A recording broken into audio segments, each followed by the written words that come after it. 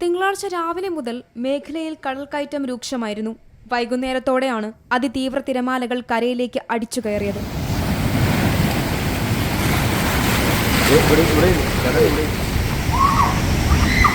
നിരവധി വീടുകൾക്ക് വലിയ തോതിലുള്ള നാശനഷ്ടങ്ങൾ സംഭവിച്ചു.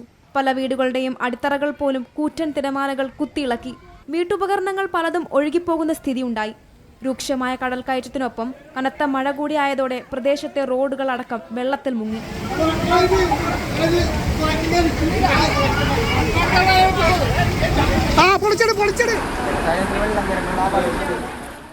ഇത് രക്ഷാപ്രവർത്തനത്തെയും ദുഷ്കരമായി ബാധിച്ചു. കാലവർഷം ആരംഭിച്ചത് മുതൽക്കേ കടലാക്രമണം രൂക്ഷമായ മേഖലയിൽ ഹൈക്കോടതി നിർദ്ദേശപ്രകാരം താൽക്കാലിക കടൽഭിത്തി നിർമ്മാണം പുരോഗമിച്ചു വരികയായിരുന്നു. ഇതിനിടയിലാണ് താൽക്കാലിക കടൽഭിത്തികളെ പോലും തകർത്തെറിഞ്ഞുകൊണ്ട് കടൽക്കരയിലേക്ക് എത്തിയത്. അതേസമയം കടൽ കയറ്റത്തിൽ സർക്കാർ സംവിധാനങ്ങൾ നിഷ്ക്രിയമാണെന്ന് ആരോപിച്ച് ചെല്ലാനം ജനകീയ സമരസമിതിയുടെ നേതൃത്വത്തിൽ റോഡ് ഉപരോധിച്ചു. വരും ദിവസങ്ങളിൽ സമരം കൂടുതൽ ശക്തമാക്കാനാണ് സമരസമിതിയുടെ തീരുമാനം. ഏറ്റവും പുതിയ വാർത്തകളും വിശേഷങ്ങളും വിരൽ തുമ്പിലറിയാൻ സീ മലയാളം ന്യൂസ് എല്ലാ ഡിജിറ്റൽ പ്ലാറ്റ്ഫോമുകളിലും ലഭ്യം.